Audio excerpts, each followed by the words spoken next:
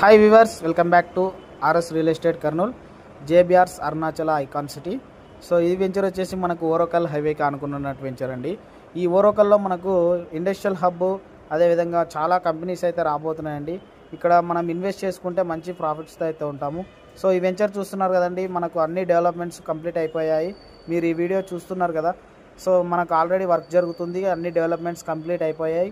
Visit చేయాలనుకున్న వాళ్ళు visit చేయొచ్చు. హైవేకి ఆనుకున్నటువంటి వెంచర్ అండి. పక్కన లారీలు కూడా మనకు ట్రాన్స్పోర్టేషన్ కనిపిస్తుంది, అదంతా హైవే అండి. ఆ చెట్లు ఉండేదంతా హైవే.